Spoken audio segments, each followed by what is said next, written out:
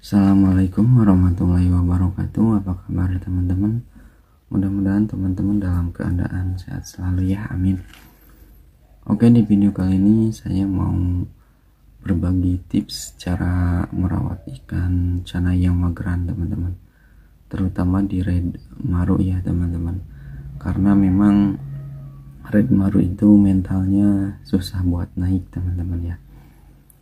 Dan kebetulan ikan ini tuh ya seperti yang saya ceritain sebelumnya di video sebelumnya, bahwa ikan ini tuh mager atau sama stres juga dari dari ukuran 6-7 cm dan sampai sekarang teman-teman.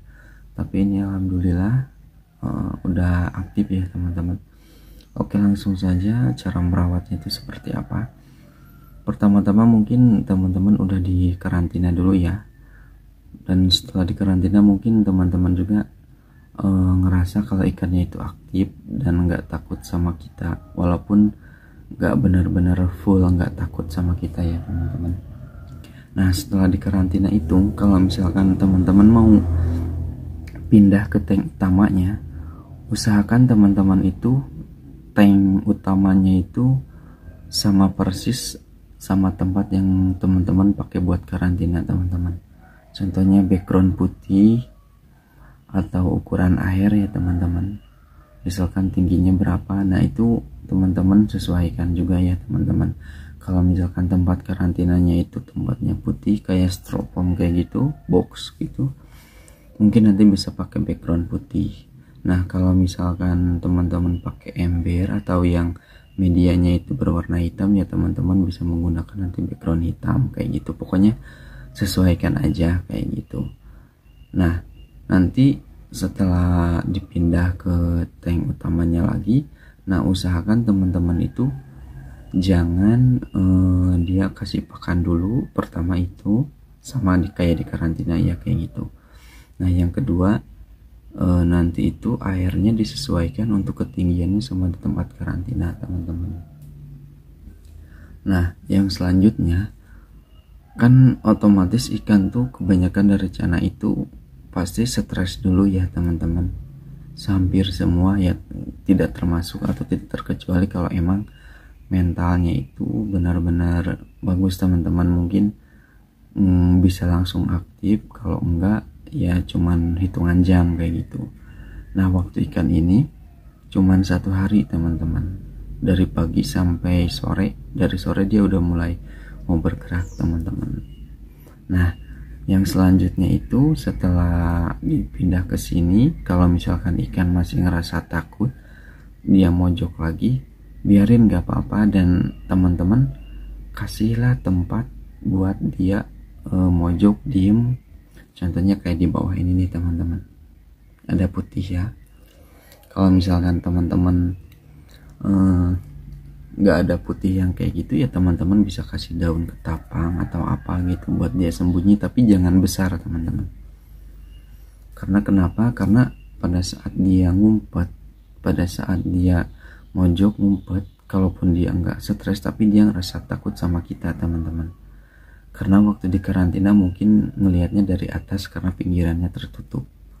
Nah yang kedua pokoknya yang selanjutnya ini nggak tahu yang keberapa. Nah selanjutnya biarkan ikan itu mojok tapi ngelihat aktivitas kita teman-teman, tapi tetap taruhnya itu tank di tempat yang sepi dulu teman-teman. Yang dimaksudkan sepi itu ya nggak terlalu banyak orang yang lewat, hanya kita atau enggak orang lain pun nggak sering gitu, yang seringnya kita teman-teman gitu. Nah jadi ketika dia ngumpet itu ya diibaratkan anak kecil yang takut sama orang lain ngumpet sama ibunya, tapi dia masih memperhatikan orang itu. Nah lama kelamaan dia itu nggak bakal takut teman-teman. Jadi karena udah terbiasa, oh dia itu tidak mengancam atau tidak yang lainnya kayak gitu. Nah ikan pun juga sama kayak gitu. Jadi biarkan dulu aja dia kayak gitu. Nah setelah itu seharian gak dikasih pakan, teman-teman barulah bisa dikasih pakan, tapi dengan ya digoda-goda kayak gitu, digoda-goda di pinggirannya kayak gitu, digoda-goda kayak gini. ya digoda-goda aja. Kalau misalkan digoda-goda dia nggak mau, ya udah biarin aja, masukin gitu. Tapi dengan syarat jangan banyak teman-teman. Kalau misalkan dikasih maggot ya cuman 2 biji pagi sore, 2 biji ya, pokoknya jangan sampai dia tuh kenyang teman-teman, kayak gitu. Nah contohnya ikan yang ini aja sekarang dia udah aktif, udah nggak takut sama orang, dan dideketin sama tangan kayak gini pun dia nggak takut teman-teman. Ini awalnya ya, kalau teman-teman tahu dikasih tangan kayak gini tuh, kalau dia ngerasa nggak takut, di awal dia nggak takut, dia malah ngangap dan flaring, tapi setelah itu dia langsung lari, langsung ngumpet mojok, stres kayak gitu teman-teman. Dan ini tuh prosesnya menurut saya tuh nggak terlalu lama ya, kalau misalkan kita benar-benar dari awal tahu karakternya. Karena ini kan ikan cana ini bukan saya gitu, bukan punya saya dari waktu babyannya gitu, waktu di ukuran 6-7 cm tuh bukan di saya teman-teman. Jadi saya tuh ngambil setelah ukurannya segede gini teman-teman, dan saya cuma dapat cerita aja bahwa ini tuh setiap ganti air dia stres. Emang untuk ikan yang cana yang lain juga bisa stres, tapi yang membedakannya tuh ikan ini tuh stresnya itu sampai berbulan-bulan teman-teman, sampai berminggu-minggu gitu. Kalaupun ada gerak sedikit dideketin lari mojok, stres lagi kayak gitu aja teman-teman, jadi susah. Jadi untuk ikannya pun ini tuh susah buat naik warna juga teman-teman. Harusnya kan untuk sisik ya, sisik untuk cabung itu harusnya udah ada. Ini juga sebenarnya udah ada, tapi masih tipis banget teman-teman, masih belum kelihatan kayak gitu.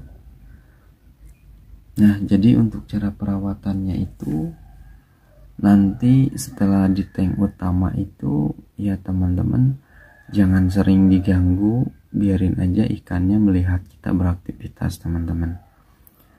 Dan teman-teman bisa naruhnya itu benar-benar di tempat yang gak ada orang, contohnya di kamar kayak gitu. Cuman